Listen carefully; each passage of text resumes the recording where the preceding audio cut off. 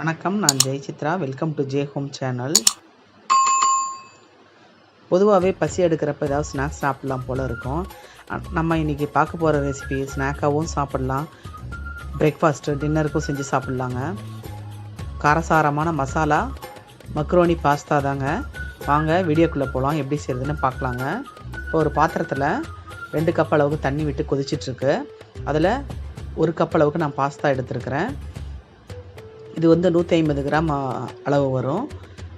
இது நல்லா கொதிக்கட்டுங்க. 2 நிமிஷம் 3 நிமிஷம் அளவுக்கு வேகட்டும். ஒரு ஸ்பூன் அளவுக்கு தூள் உப்பு போட்டுக்கிறேன். 1 ஸ்பூன் எண்ணெய் விட்டுக்கலாம், அப்போ தான் ஒட்டாமல் வரும். 2 அல்லது 3 நிமிஷத்துக்கு நல்லா வேகட்டுங்க. பாருங்க, வெந்துருச்சான்னு பார்க்குறதுக்கு நம்ம கையில் இப்படி நசுக்கிறப்ப அது உடஞ்சிடணுங்க. இது வெந்துருச்சுங்க. இப்போ நம்ம இதை வடிகட்டி போட்டுக்கலாங்க. இது தனியாக எடுத்து வச்சுக்கலாம்.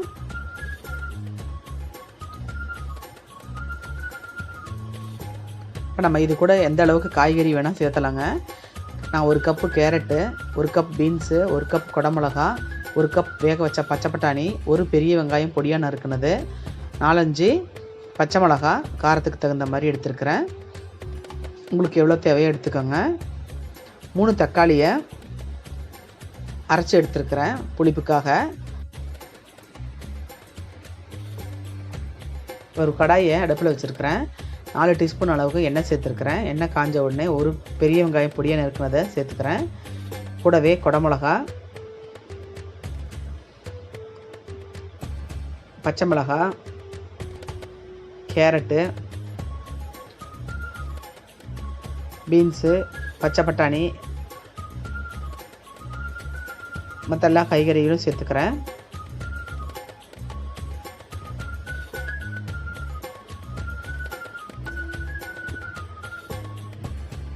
இவ்வளோ காய்கறிகள் சேர்க்கணுன்றதும் அவசியம் இல்லைங்க. கொஞ்சமாக கூட சேர்த்துக்கலாம், இல்லை கூடவும் கூட சேர்த்துக்கலாம். அது உங்கள் இஷ்டம்தான். இப்போ எல்லா காய்கறிகளும் நல்லா வதக்கி விட்டுக்கலாம்.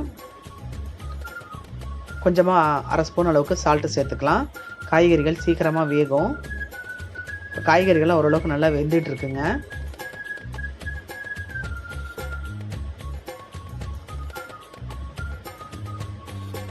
இப்போ 1/2 ஸ்பூன் அளவுக்கு இஞ்சி பூண்டு பேஸ்ட்டு சேர்த்துக்கலாம்.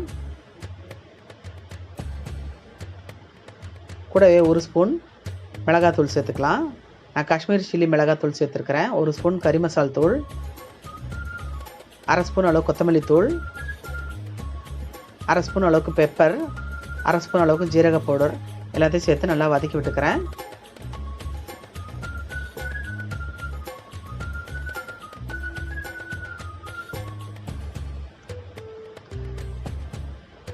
இந்த மாதிரி மசாலா பொடியெல்லாம் சேர்த்து வதக்கிறப்ப காய்கறிகள் நல்லா டேஸ்ட்டாக வரும். இப்போ கூடவே அரைச்சி வச்சுருக்கிற தக்காளியும் சேர்த்துக்கிறேன். தக்காளியும் சேர்த்துட்டு நல்லா கிளறி விட்டுக்கலாம்.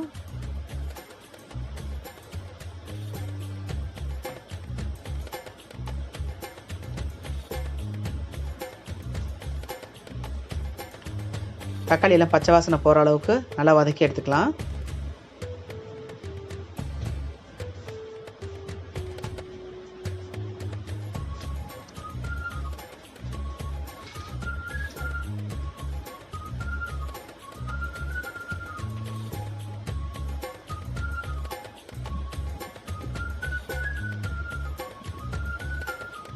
கூடவே காய்கறிகள் நல்லா வேகணுன்றதுக்காக ஒரு 2 நிமிஷம் அளவுக்கு மூடி வச்சு வேக வச்சுக்கலாங்க.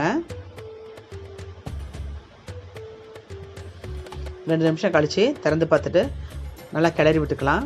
இப்போ காய்கறிகள்லாம் நல்லா வெந்து இருக்குதுங்க.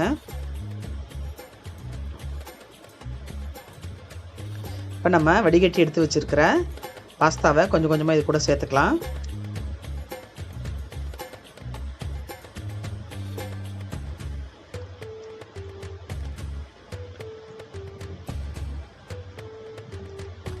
இப்போ காய்கறிகள் மசாலா கலவையெல்லாம் பாஸ்தாவோட நல்லா கலக்கிற மாதிரி கிளறி விட்டுக்கலாங்க.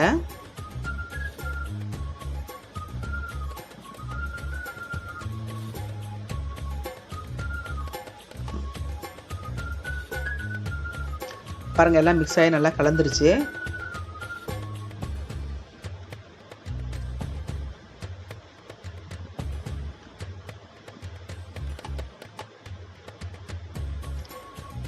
இப்போ உப்பு செக் பண்ணிக்கலாங்க. கொஞ்சம் உப்பு கம்மியாக இருந்தது நான் ஒரு சிட்டிகை உப்பு தூவிக்கிறேன். கூடவே ஒரு சிட்டிகை பெப்பரும் தூவிக்கிறேன். கூடவே நூடுல்ஸ்லாம் வரும் இல்லைங்களா, டேஸ்ட் மேக்கர், அதை வந்து ஒரு பாக்கெட் நான் இதை தூவிக்கிறேன். தூவிட்டு நல்லா கிளறி விட்டுக்கிறேன். அது மாதிரி தனியாக டேஸ்ட் மேக்கர் டிபார்ட்மெண்ட் கடையிலலாம் கிடைக்குதுங்க, நீங்கள் கேட்டு வாங்கிக்கலாம். இல்லை என்ன நூடுல்ஸ் பாக்கெட்லேருந்து எடுத்து இது கூட சேர்த்திக்கலாங்க. பாருங்களா, மசாலா கலவையெல்லாம் நல்லா கலந்து விட்டுட்டு ஒரு 2 நிமிஷம் அளவுக்கு குக் பண்ணிக்கலாம். சிம்மில் வச்சு குக் பண்ணிக்கலாங்க.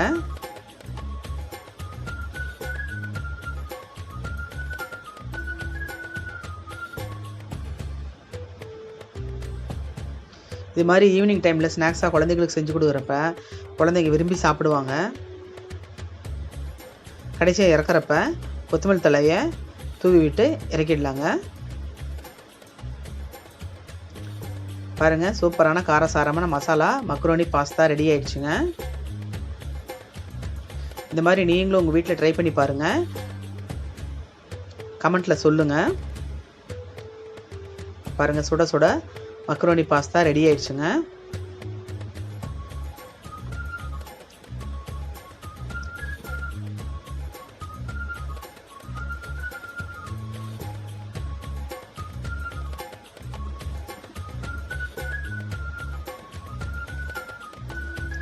கூட டொமேட்டோ கெச்சப்பு மயோனைஸோட சாப்பிட்றதுக்கு பிரமாதமாக இருக்குங்க. இந்த வீடியோ உங்களுக்கு பிடிச்சிருந்தா லைக் பண்ணுங்கள், ஷேர் பண்ணுங்கள், கமெண்ட் பண்ணுங்கள். ஜே ஹோம் சேனலை சப்ஸ்கிரைப் பண்ணுங்கள். பக்கத்தில் இருக்கிற பெல் ஐக்கானை மறக்காமல் கிளிக் பண்ணுங்கள். வாழ்க வளமுடன்.